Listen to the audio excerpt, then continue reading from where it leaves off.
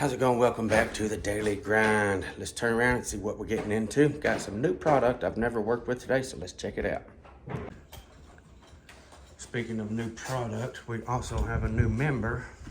That be him right there, Mr. Austin. I've been out of doing anything for a long time. This whole year, I spent a whole year trying to find some decent help. I went through 6 guys. This is number 6 over here, Austin. He's been with me for a few months now. I think he's going to turn out to be okay, I guess. So we'll see how it goes.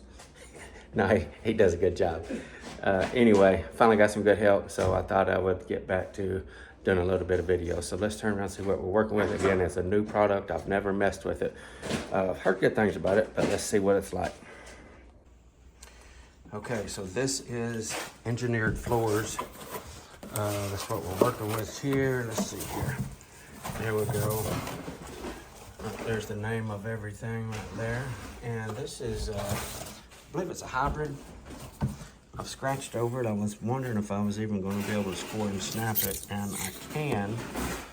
I posted some pictures on Facebook the other day about this stuff. It has 35 different print patterns in this stuff. I have never seen 35. We did one the other day that had 8, and it was a Shaw product, and I was blown away by having 8.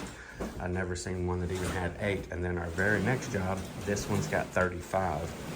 So I'm kind of curious to see how that works. This is definitely a tougher product. It's not a SPC, and it's not a WPC or anything like that. It's kind of like a laminate. I don't know what the core is. I've not done my research on this yet. I'm going to sit down here before we start the install and check everything else, make sure it goes as normal and all that kind of stuff. But anyway, there will be definitely updates on this to see how that stuff works. I'm kind of curious about it, how it goes together. But this is what we got going on. So we got this room. This is upstairs. This is a bedroom, family room, and then on the other end is another bedroom. So our first shots, we're going to line all the way down through here, get it nice and straight off this long area here, go that way a little bit, and then I will go forward that direction, and I'm going to go forward that direction because of these 2 rooms here. We've got 2 more decent sized bedrooms that has to get vinyl plank as well. And then this other side, this is getting sheet vinyl, and then we got a staircase also that's going to get carpet. So we're quite a variety of products to install here. So he's getting tore up. I'm getting some stuff prepped.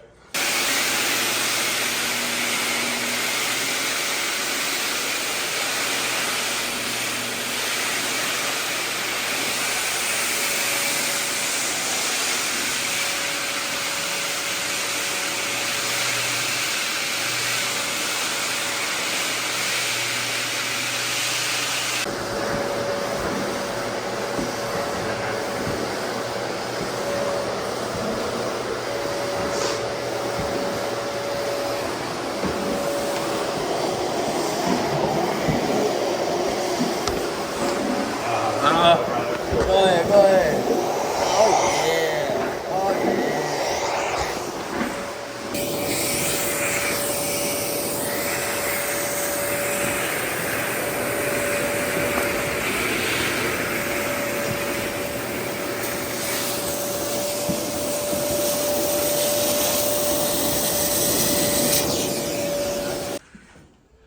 Okay, so we got a nice little start here. What I did, I measured off of this wall.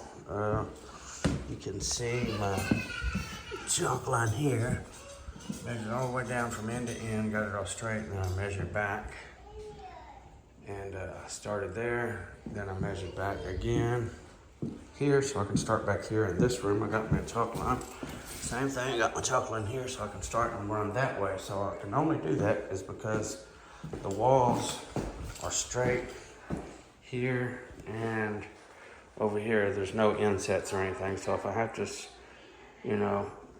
finagle it a 1/4 inch or something like that to make this joining piece lock in, that's okay because these walls are straight, so it ain't gonna matter one bit. This stuff is a lot more particular. You see here, this is a little cheat sheet thing you might use if you don't know about this. So I got a small piece and then a bigger piece. There was a little dip right there to level that out, and that is it's not really a cheat because manufacturers will recommend that using felt paper. I see a lot of people using cardboard and stuff like that, which is definitely not good because cardboard will flatten out, but felt paper will be dense for, I guess, forever. It'll keep its buoyancy or whatever you want to call it there, keep its thickness and stuff. So as long as you don't like have 2 or 3 layers stopping all at the same spot, you're just creating another little ledge. So if you get a big one and then a smaller, and even if I needed another one, I can have a little smaller so that the edges would all be different and then not be a thick pile up right there. But if you need a little dip, if you have a little dip and you don't want to mud, like this was ever so slightly right here, but you can do that. But something about this product here, it takes literally twice. So normally you can get by with an eighth of an inch in 6 foot. This product will allow you an 1/8 of an inch in 3 foot. So the specs for the flatness of the floor is literally cut in half. So you gotta have it a whole lot better than you do a regular laminate or a vinyl plank. So again, that was slight, but I felt like I should do that just to keep it proper like it should. And also the expansion on this stuff, it needs a 1/2 inch, or if it's over 26 feet, like from down there all the way to here, for 26 feet, we got to leave 3/4 of an inch expansion. Luckily, the baseboards are raised up, so that's giving us a 1/2 inch just with the baseboards. I don't know about the sheetrock. I can't tell. I didn't even look to see if it was down all the way or not. But with that, we are leaving a good 1/4 inch or 3/8 on the edges, plus what is under our baseboard is another 1/2 inch. So gotta leave plenty of expansion for this stuff.